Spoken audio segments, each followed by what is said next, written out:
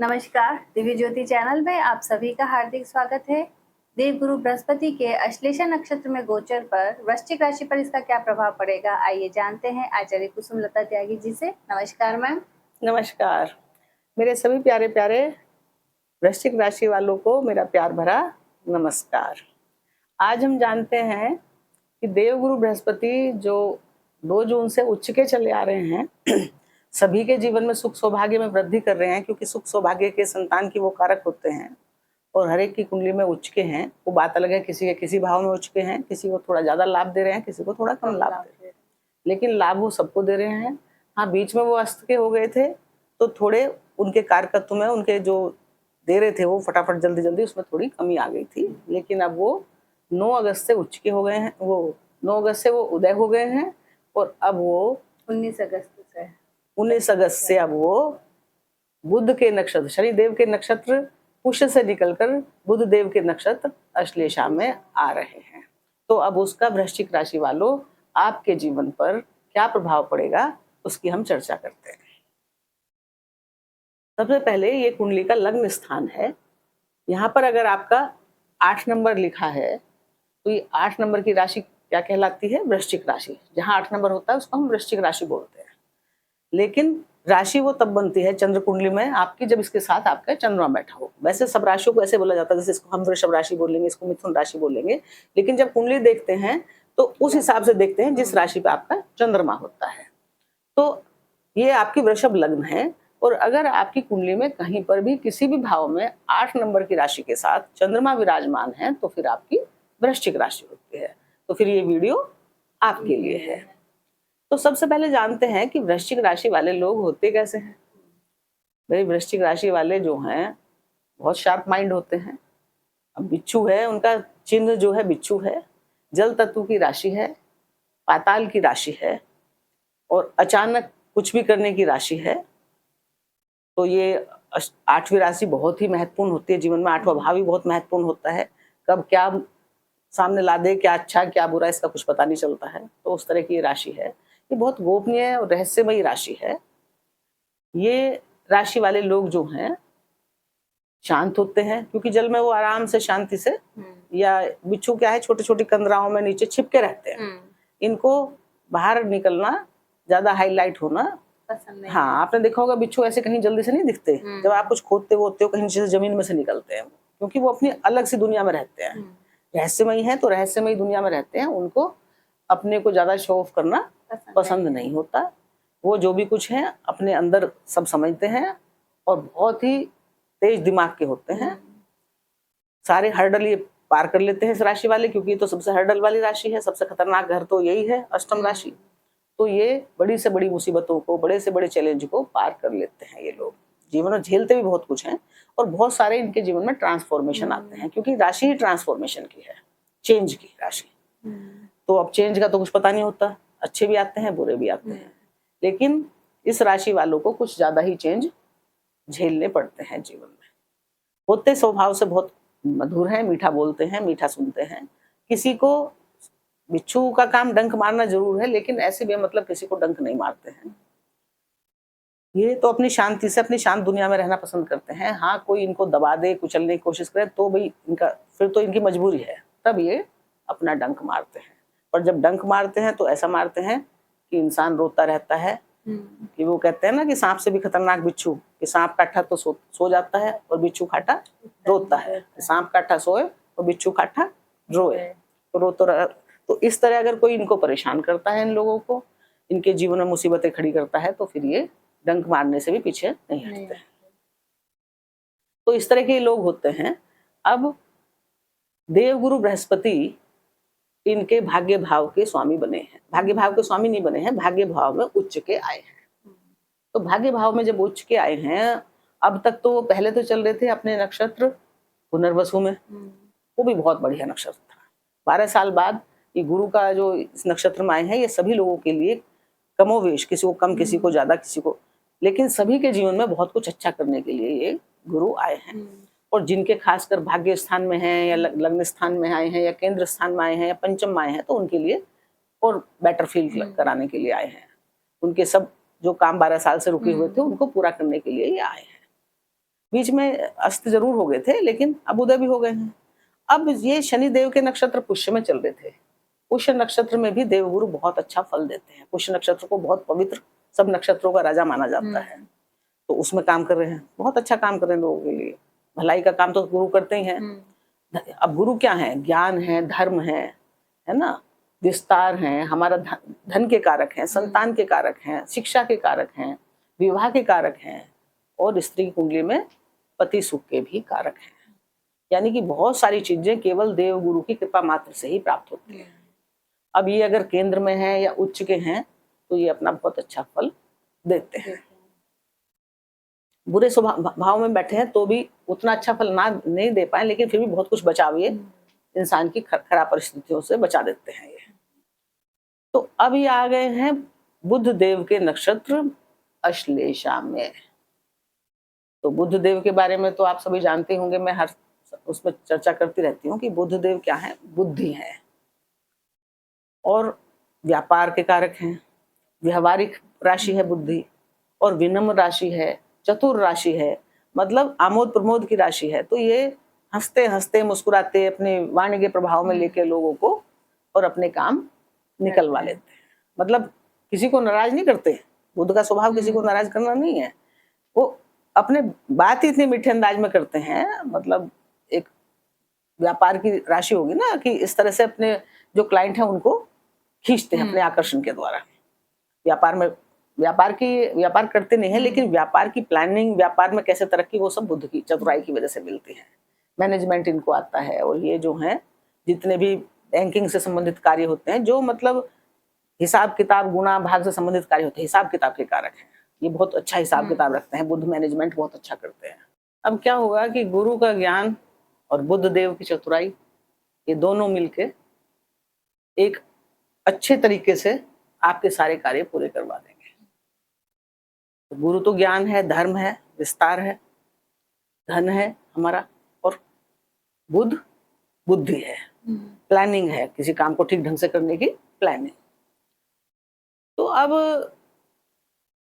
वृश्चिक राशि वालों के लिए जो ये अश्लेषा नक्षत्र है, तो अश्लेषा नक्षत्र के बारे में जो उनका परिवर्तन हुआ है गुरु का, उससे पहले बता दें कि अश्लेषा नक्षत्र है क्या। तो ये तो आप समझ गए होंगे कि अश्लेषा नक्षत्र बुध का नक्षत्र है, और इसके अधिपति देवता हैं शेषनाग, और इनका चिन्ह है कुंडली मारे हुए एक सांप। अब शेषनाग के नाम से ही आप समझ जाओगे कि कितना महत्वपूर्ण ये नक्षत्र है, कि जिसके अधिदेवता जो हैं वो शेषनाग हैं। पाताल के वो स्वामी हैं, और विष्णु की वो शेषनाग क्या है? शेष सैया है, और पृथ्वी को अपने सिर पर वो उठाए हुए, धारण किए हुए हैं। शेषनाग के सिर पर टिकी हुई ऐसा बोलते हैं। और सभी देवताओं का सानिध्य और आशीर्वाद इनको प्राप्त है। ये बहुत रहस्यमयी है, क्योंकि इनको कोई इंसान तो समझ नहीं सकता है। रहस्यमयी स्वभाव है इनका, पाताल के राजा है ये। तो ये, और देखने में बड़े खूबसूरत और आकर्षक चमकदार इनकी स्किन होती है। बड़े सुंदर सुंदर डिजाइन बने होते हैं सर्पों के। कोई एक तरीके के सर्प तो होते नहीं, हजारों लाखों प्रकार के सर्प होते हैं, तो बहुत बड़े खूबसूरत दिखते हैं। कोई अजगर होता है, कोई कैसा होता है, कोई तो बहुत प्रकार के सर्प होते हैं। तो ये अश्लेषा नक्षत्र क्या है कि ये कर्क राशि में ही शुरू होता है और कर्क राशि में ही कंप्लीट हो जाता है। तो इसलिए इसका पहला तो वो गुण क्या है कि ये जिस कार्य को करता है उसको कंप्लीट करता है। जिस कार्य में जब भी अश्लेषा नक्षत्र जिस जगह पे आता है वहां क्या करता है, उससे संबंधित कार्य पूरा करता है, कंप्लीट करता है।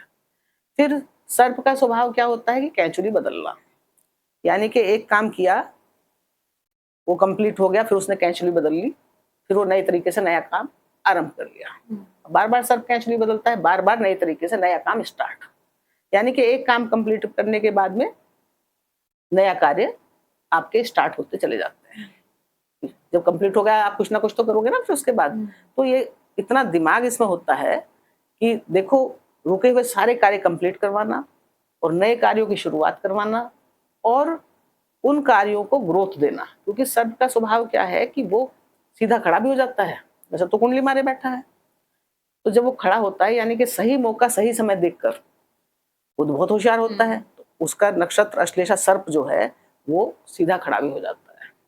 तो ये सीधा खड़ा होना क्या, आपके कार्यों को ग्रोथ, कार्यों में वृद्धि। तो ये जो अश्लेषा नक्षत्र है ये कोई साधारण नक्षत्र नहीं है, ये बहुत ही ज्यादा महत्वपूर्ण नक्षत्र है, क्योंकि ये रहस्यमय नक्षत्र है। तीक्ष्ण भी बोलते हैं। तीक्ष्ण तो है ही, क्योंकि उसके अंदर विष है, और विष क्या कर सकता है कि विष दवाइयों में डल के मरे हुए लोगों को जिंदा कर देता है, तो अमृत का भी काम कर देता है, तो मेडिसिन बन गई उसकी। और विष ये डस ले तो तुरंत आदमी खत्म भी हो सकता है। तो बुध का स्वभाव वो रहस्यमय है, वो दवाई बने या वो किसी को डस ले तो वो तो अचानक का है ना, वो तो वही समझ सकता है ना। दूसरे क्या है कि इसके अंदर इतनी शक्ति छिपी हुई है कि जितनी हमें दिखाई देती है उतनी नहीं होती है, उससे कई गुना और ज्यादा होती है, क्योंकि इसका चिन्ह है कुंडली मारे हुए सांप। अब कुंडली मारे हुए सांप फन ऊपर करके बैठा है, तो फन तो यूं यूं हिला रहा है, तो हमें केवल फन की ताकत का अंदाजा हो रहा है कि फन है, बस सिर्फ इसमें ही ताकत है, लेकिन जो कुंडली मार रखी है उसमें उसकी कितनी सारी ताकत छिपी हुई उसका तो हमें अंदाजा ही नहीं होता। तो ये इतना रहस्यमय, इतना शक्तिशाली नक्षत्र है कि भाई इसकी ताकत का अंदाजा नहीं लगाया जा सकता कि कब कितना क्या कर सकता है। तो इतने ताकत। दूसरा क्या है, ये जो नक्षत्र है ये पूर्व जन्मों के रुके हुए कार्यों को पूरा भी करवाता है, यानी कि आपका जो जन्म हुआ है, पिछले जन्मों में जो कार्य आपके रह गए थे, अधूरे छोड़ाए थे, उनको आप इस जन्म में पूरा करेंगे। और जब आप कुछ कार्य ऐसे पूरे करेंगे कि आपको लगेगा कि ये काम तो मैं पहले से कर सकता था, मुझे आता है, जैसे, क्योंकि वो पिछले जन्म का ज्ञान आपके दिमाग में रहता है ना, तो जब आप उसको करते हो तो आपको वो कार्य नया नहीं लगता, पर आपको लगता है कि मैंने करा क्यों था, ये तो मैं कर सकता था, कितने अच्छे से मैंने कर लिया इस काम को। तो इस तरह से पूर्व जन्म के कार्य पूरे करवाता है। और दूसरे क्या है कि ये रहस्यमय नक्षत्र है, अचानक, यानी कि ये भी एक ट्रांसफॉर्मेशन है, जैसा अष्टम भाव है ना वो ट्रांसफॉर्मेशन देता है, ऐसे ही ये भी अचानक रहस्यमय नक्षत्र है, और ये भी अचानक से क्या करवा देगा ये पता नहीं चल सकता है। अचानक से कोई गुप्त राज, गुप्त रहस्य ये बाहर निकलवा सकता है, क्योंकि गुप्त जगह का स्वामी है। सर्प कहाँ रहते हैं, पाताल में रहते हैं, तो गुप्त जगह वहां तो कोई समझ ही नहीं सकता क्या है। तो इतना रहस्यमय ये नक्षत्र है, तो सोचिए इसका प्रभाव कितना रहस्यमय होगा आपके जीवन पे। और गुरुदेव इस नक्षत्र में आए हैं, तो गुरु का जो जो कुछ था उनका, यानी कि समाज की तरक्की के लिए काम करना, समाज की भलाई के लिए काम करना, ज्ञान का विकास करना, लर्निंग क्षमता बढ़ाना, आपकी पढ़ाई लिखाई पर ध्यान फोकस करना, ध्यान दे रहे ना वो, धार्मिक चीजों में आपका ज्ञान बढ़ना, उनकी तरफ आप आकर्षित होना, उसमें बुध की का नक्षत्र का अश्लेषा का प्रभाव होने से और भी जो मैंने गुण सर्प के बताए वो सारे गुण भी आपके अंदर आ गए।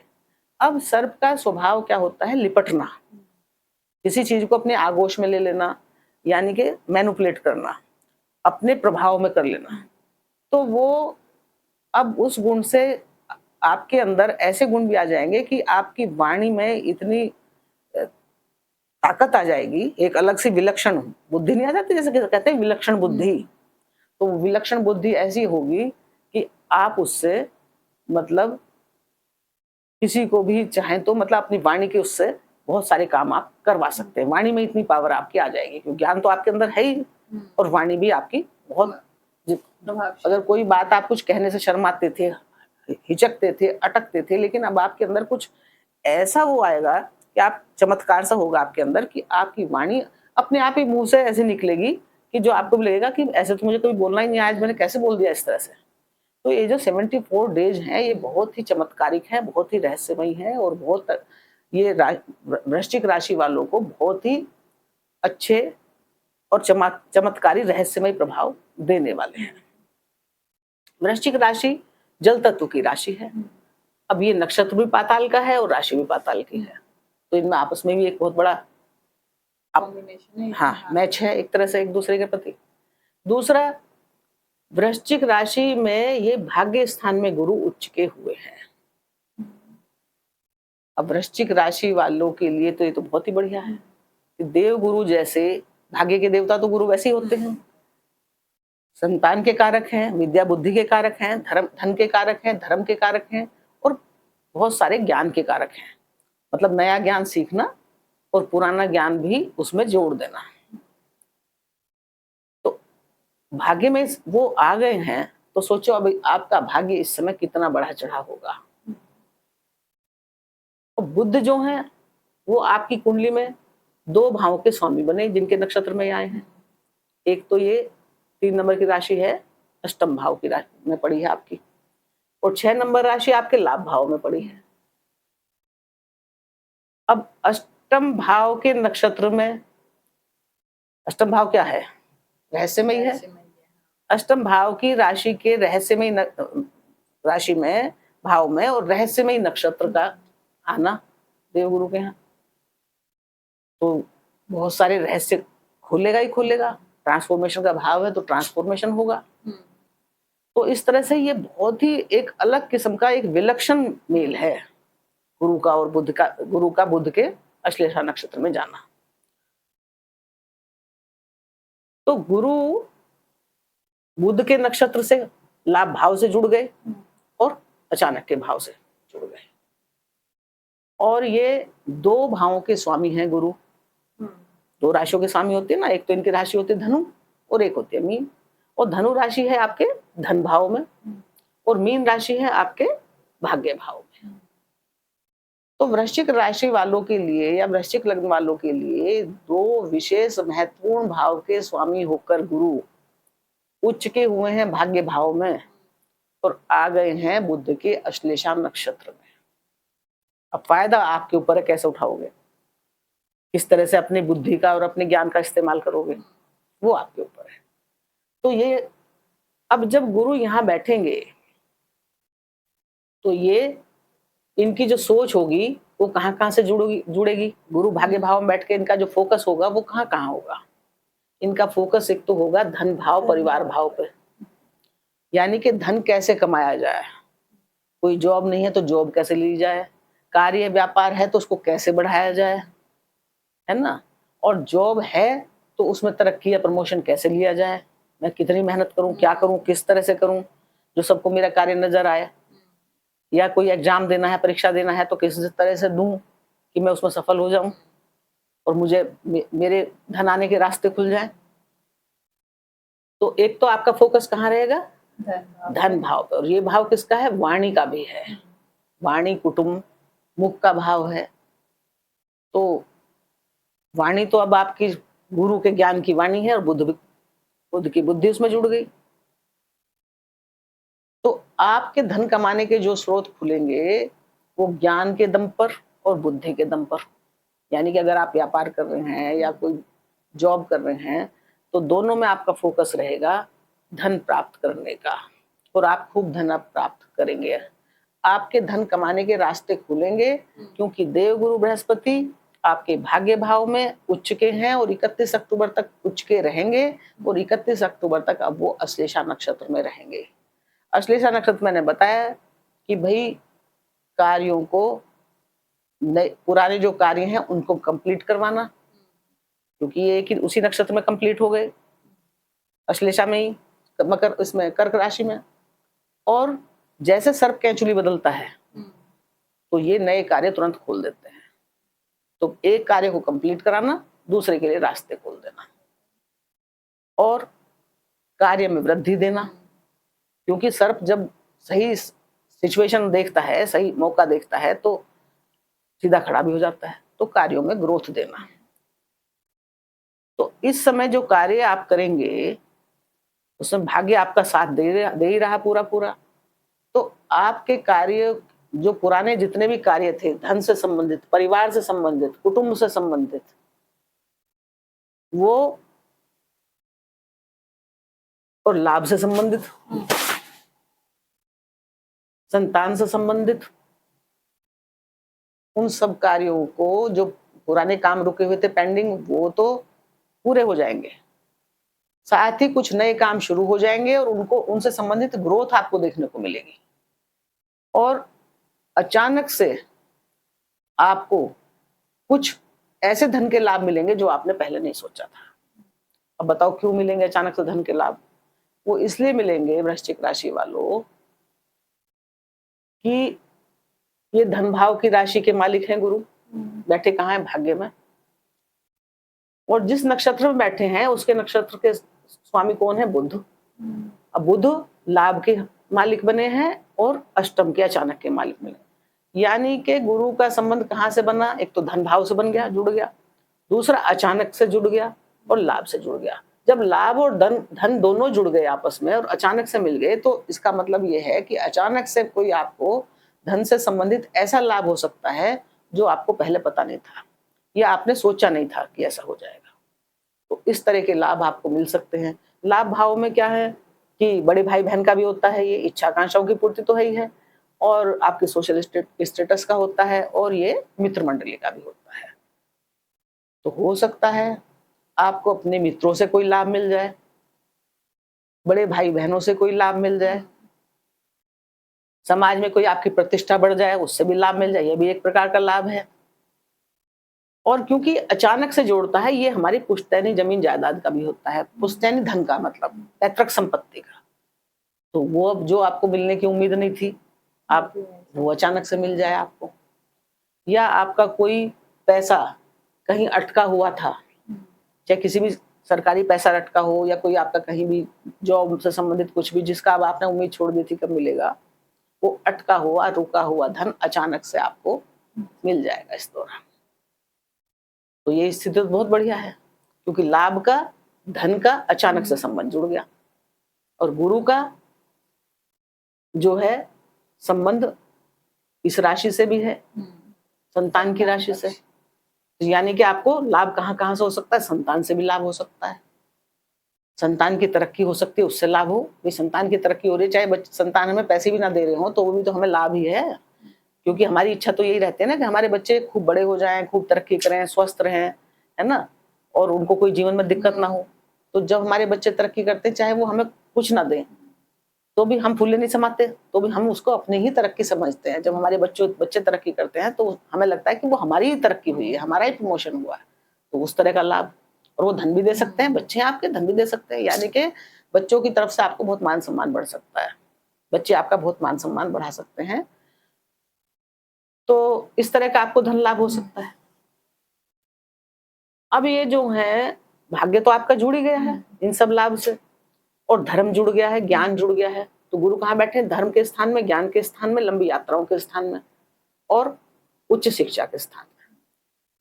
तो उच्च शिक्षा में सफलता मिल जाए, आप जो ले रहे थे, वो भी एक लाभ है, उससे लाभ हो सकता है। लंबी दूरी की आप यात्राएं कर सकते हैं, लंबी यात्राएं भी करेंगे यहाँ से।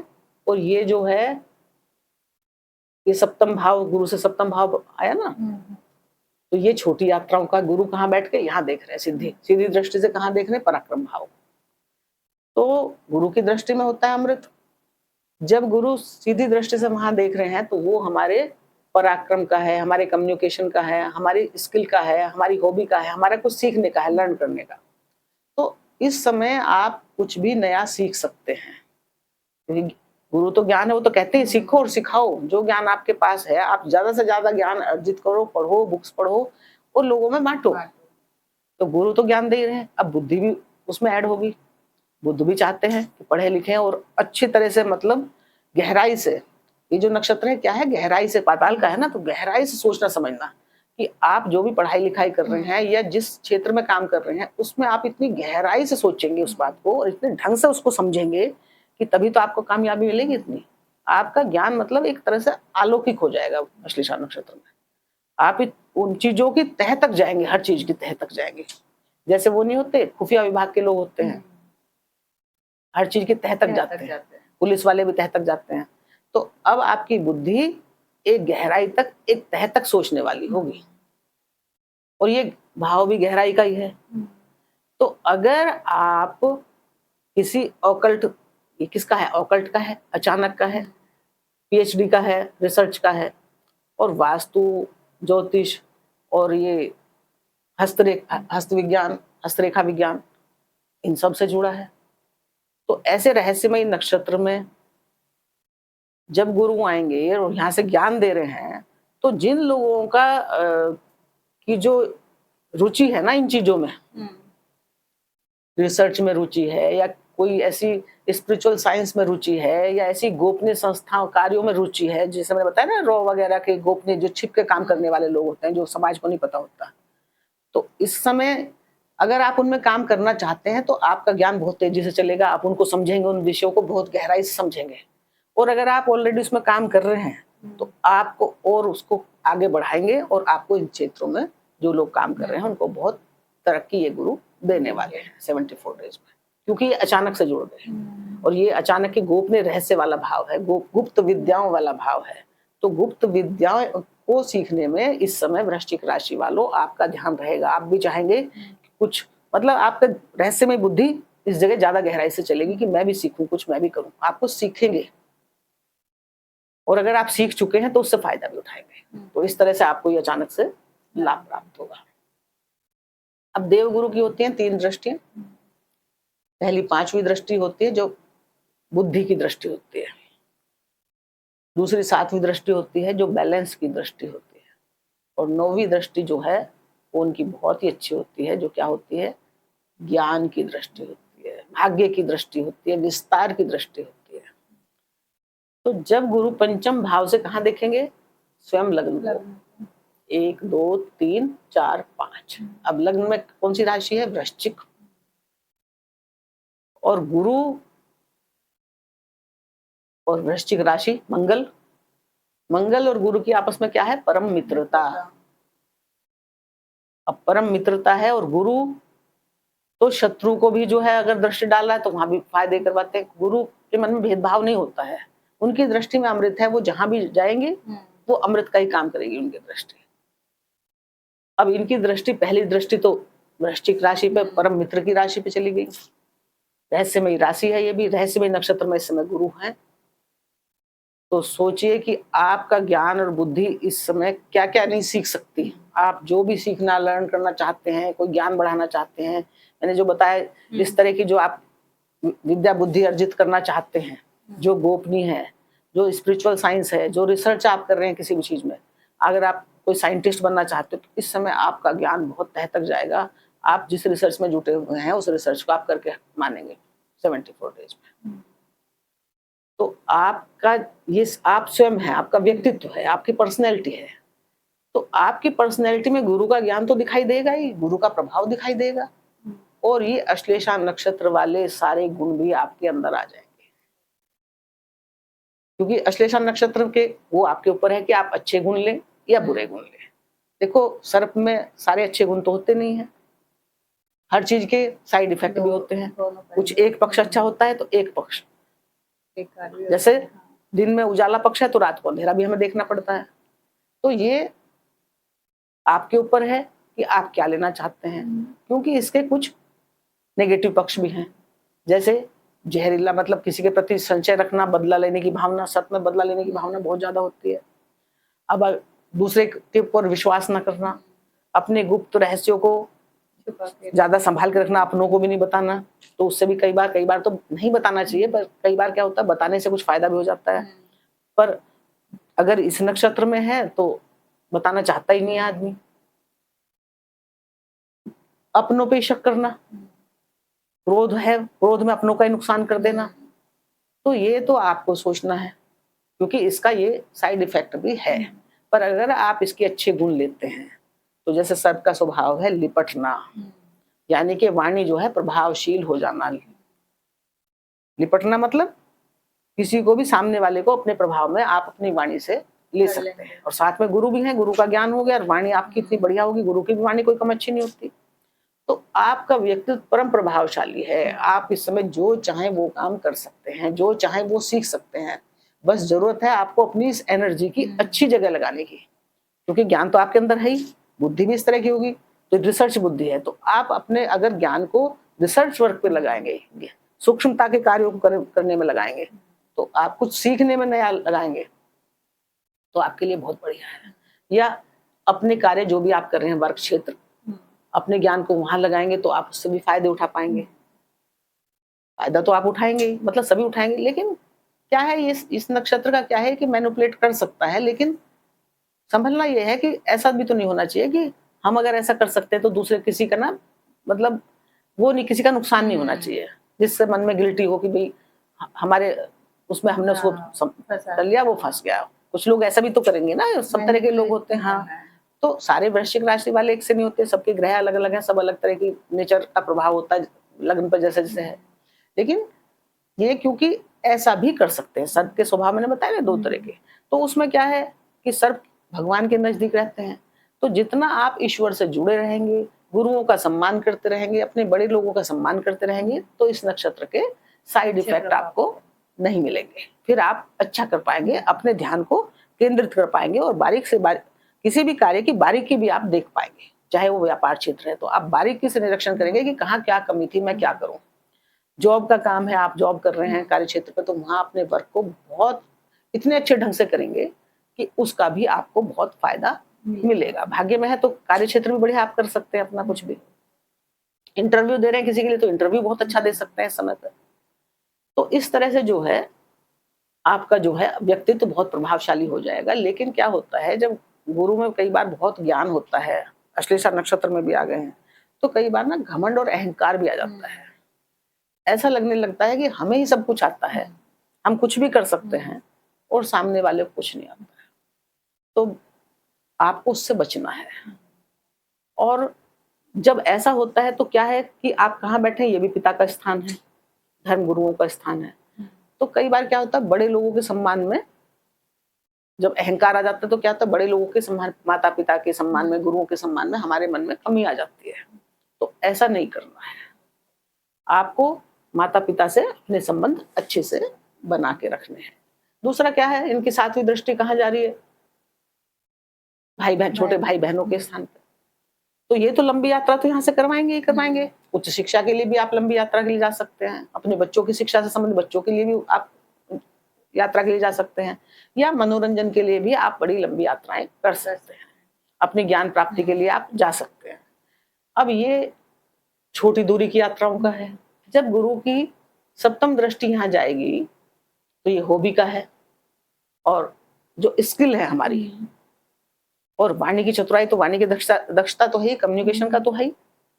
अब गुरु की वहां दृष्टि अश्लेषा नक्षत्र में, यानी कि जितने आप चतुर तो थे ही ऑलरेडी, जब यहाँ पे दृष्टि जाए चतुर तो है, लेकिन उस चतुराई को और ज्यादा बढ़ा देगी। कम्युनिकेशन से, अपनी वाणी की चतुराई से आप बहुत सारे और काम अच्छे करवा सकते हैं, कर सकते हैं। जैसे कि मान लिया आप टीचर हैं, प्रोफेसर हैं, वकील हैं, बोलने से संबंधित कंसल्टेंट है का काम करते हैं आप। अगर आप इस तरह के काम करते हैं, या आप कोई धार्मिक प्रवचन देने वाले साधु संत होते हैं वो हैं, तो आप इस समय आपका ज्ञान और बढ़ा चढ़ा होगा, आपकी वाणी में और तेज और ओज होगा, जिससे कि आप की प्रभावित करने की क्षमता लोगों को और ज्यादा कई गुना बढ़ जाएगी।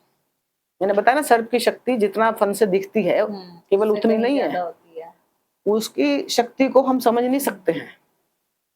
ऐसे ही वृश्चिक राशि वाले हैं कि वो कितने पावरफुल हैं, उनके चेहरे को या उनके हाव भाव को देख के आप अंदाजा नहीं लगा सकते हैं, क्योंकि उनके अंदर कई गुना उससे बहुत ज्यादा पावर और क्षमता होती है, जितना हम समझते हैं उससे कई गुना ज्यादा।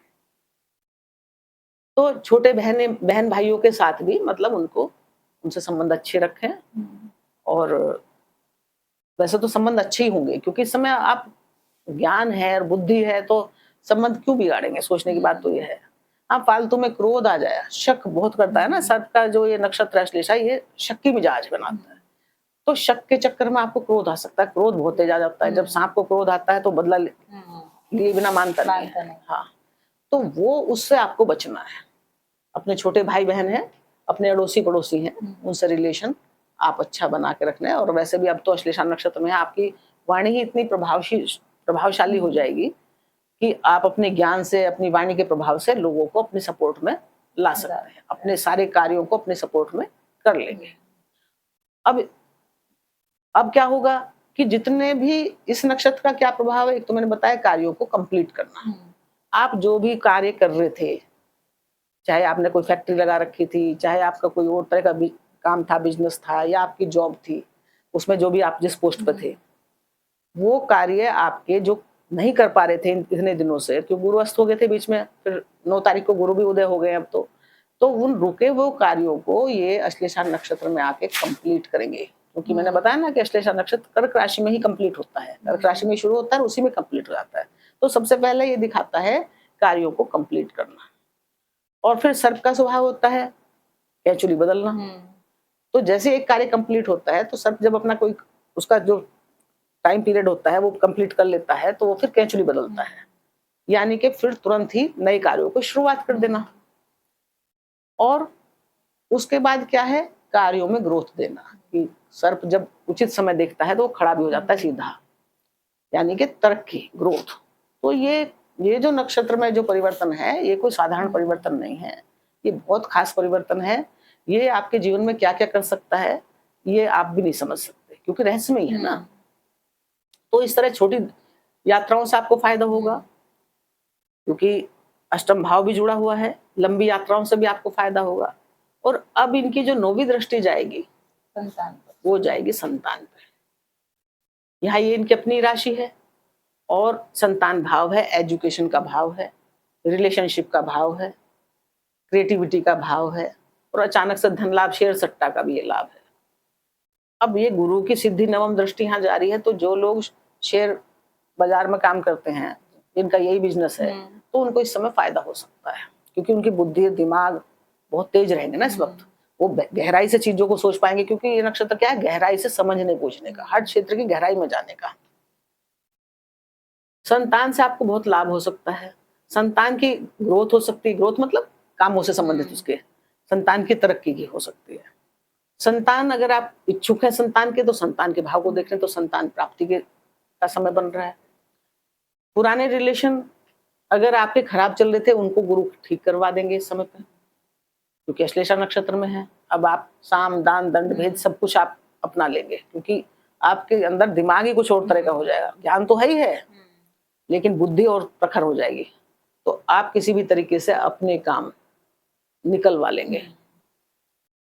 जो भी बाधा बन रही थी चीजें आपके बच्चों के जीवन में या आपके जीवन में, उन बाधाओं को अपने ज्ञान बुद्धि से, आप अपने विवेक से बाधाएं खत्म करेंगे और उनसे संबंधित आपको फायदे मिलेंगे। रिलेशन का है तो नए रिलेशन गुरु बनवा सकते हैं, अच्छे रिलेशन गुरु बनवाएंगे। शादी विवाह के तक पहुंचाने के लिए ऐसे रिलेशन बनवा देंगे जो विवाह तक चला जाए, जिसका अच्छा रिलेशन ही करवा देंगे। संतान प्राप्ति आपको हो सकती है इस समय पे, मतलब संतान की प्लानिंग हो सकती है, योजना बन सकती है, क्योंकि गुरु है देख रहे हैं, तो संतान से संबंधित आपकी इच्छा पूर्ति भी ये कर देंगे, क्योंकि इच्छा पूर्ति के नक्षत्र बैठे हैं ना ये। अब इच्छा इंसान क्या करता है, इच्छा एक तो धन की करता है इंसान, कि धन प्राप्त हो जाए, और धन की तो राशि है ही आपकी। दूसरी इच्छा रहती है उसकी कि समाज में मान सम्मान बढ़े मेरा, और तीसरी इच्छा क्या रहती है कि मेरे बच्चे बहुत काबिल बने, और मेरा काम काज, वर्क प्लेस जो है मेरा वो बढ़िया हो, मेरी तरक्की हो जाए, मेरे प्रमोशन हो जाए, मेरे धन आने के रास्ते खुल जाए, और मेरे जो बड़े उच्च अधिकारी हैं, मेरे भाई बहन हैं, मेरे मित्र हैं, उनसे संबंध मेरे अच्छे रहें, वो मेरे काम आ जाए टाइम पे। तो इस समय भाग्य तो आपका पूरा सपोर्ट कर ही रहा है। तो आपकी समझ लो कि सारी इच्छाएं ये पूरी करवाने के लिए आए हैं आपके। मतलब अगर आपकी जॉब नहीं है तो इस समय आप इंटरव्यू दें, तो आपका बुद्धि और दिमाग इतना तेज काम करेगा कि आपकी जॉब लग जाएगी। रुका हुआ बिजनेस था, बहुत दिन से ठीक से पूरा नहीं हो रहा था, तो अभी कंप्लीट हो जाएगा। कंप्लीट ही नहीं हो जाएगा, कुछ नया करना चाहेंगे तो वो भी हो जाएगा। कार्य क्षेत्र में आप अगर हैं तो भाग्य में गुरु उच्च के चल रहे, भाग्य तो हर जगह चमका रहे हैं, और भाग्य का तो बहुत सपोर्ट होता है। मतलब कर्म करने से तो सब कुछ होता ही होता है, लेकिन अगर भाग्य साथ ना दे, कई बार मेहनत करते करते भी एंड टाइम पे गाड़ी रुक जाती है। जा रहे हैं, भागे जा रहे हैं, एग्जाम के लिए जा रहे हैं, या गाड़ी बहुत तेजी से चला रखी है कि जल्दी पहुंच जाएं। अब मान लीजिए रास्ते पुलिस वाले ने रोक लिया कि रोको, तुमने बेल्ट तो लगाई नहीं रखी थी, बेल्ट लगाना भूल गए, या कागज दिखाओ गाड़ी के। अब कागज एक आध जल्दबाजी में भूल गए, या ड्राइविंग लाइसेंस ही नहीं निकला उस समय पे, तो उसने रोक दिया। अब जहां हमें जाना था जिस काम के लिए, हम हो गए लेट। तो अब इस नक्षत्र में आपको, क्योंकि ये बुध का नक्षत्र है, बुध हिसाब किताब और डॉक्यूमेंट के मालिक हैं, कारक हैं, तो आप कुछ भी काम करें तो अपने कागजों का, चाहे जमीन जायदाद से संबंधित जुड़े हुए कार्य हैं वो कागज हैं, वो चाहे आपके टूर ट्रेवल से संबंधित कागज हैं कि आपको विदेश यात्रा करनी है, देश में करनी है, तो आपको साथ में अपना वो तो आई कार्ड वगैरह तो रखना ही पड़ता है ना, पासपोर्ट कुछ तो रखना ही पड़ेगा। विदेश जा रहे हैं तो वीजा वगैरह सब ठीक से ध्यान करना पड़ेगा ना आपको। तो वो सारे कागजों पे आपको बहुत ध्यान इस समय देना है, और वो कागज आपकी हेल्प भी बहुत करेंगे। बहुत जगह अगर आप संभाल रख रखे हैं तो उनकी वजह से आपको बहुत हेल्प भी मिलेगी। तो इस तरह वृश्चिक राशि वालों, गुरु का अश्लेषा नक्षत्र में जाना आपके लिए बहुत ही बेनिफिशियल है। बस जो मैंने बताया, जो इसके साइड इफेक्ट हैं, एक तो आपको बड़ों का सम्मान करना है, बड़ों का अपमान तो करना ही नहीं है। जो गुरु के समान है, गुरु तुल्य है, जो गुरु तुल्य मतलब जो आपसे बड़े हैं और आपको आशीर्वाद देने वाले लोग हैं, उनका आपको सम्मान करना है। धार्मिक बने रहना है, धार्मिक आप बने भी रहोगे, और धर्म से और ज्ञान से जुड़े रहना है। इस समय क्या है, ये समय ऐसा है, गुरु का उच्च में चल रहे ना, जितना आप ज्ञान से जुड़े रहोगे, जितना आप पुस्तकों से जुड़े रहोगे, जितना आप नई रिसर्च करते रहोगे, खोजते रहोगे, उतना ही आपको फायदा होगा। और जितना आप शक सुबह दूसरों पर शक करते रहोगे, ज्यादा क्रोध करोगे, बदले की भावना रखोगे, तो आपकी जो पॉजिटिव ऊर्जा है ना, वो दूसरी जगह चली जाएगी। तो ये मैं सभी राशि वालों के लिए कह रही हूँ कि ये नक्षत्र का गोचर बहुत बढ़िया है अगर आप उसकी पॉजिटिव चीजें लेते हैं, और अगर आप उसके नेगेटिव पर चले गए तो आपके लिए वो पॉजिटिव फल जो मिलने थे वो नहीं मिल पाएंगे। इसलिए अपने दिल और दिमाग को स्वस्थ रखना है, और ये बदले बदले की भावना से दूसरे को मैनिपुलेट करना और दूसरे का नुकसान कर देना अपने फायदे के लिए, इन सब चीजों से बचना है। अपने फायदे के लिए देवगुरु कभी नहीं चाहते कि किसी का आप नुकसान कर दें। तो अगर आप अपने मन में धर्म कर्म और सच्चाई बनाए रखेंगे तो ये सब परिस्थितियां आपके अनुकूल हैं, बहुत ही बढ़िया है। कि धन भाव और संतान भाव के रिलेशन के स्वामी होकर गए हैं, तो रिलेशन आपके, चाहे दाम्पत्य जीवन है आपका, उसको बढ़िया बना के रखेंगे। ये सब तरह से अच्छा रखने वाले हैं। बस इन्हीं थोड़ी सी बातों का आपको ध्यान रखना है।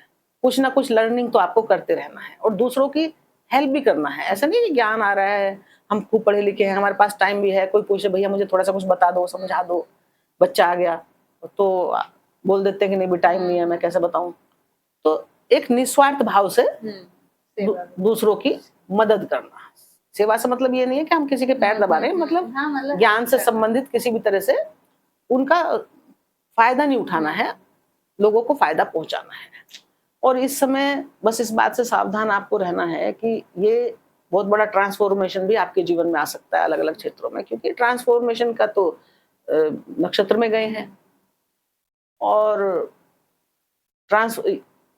तो जीवन में कुछ भी हो सकता है, और ये रहस्य उजागर करने वाला नक्षत्र है।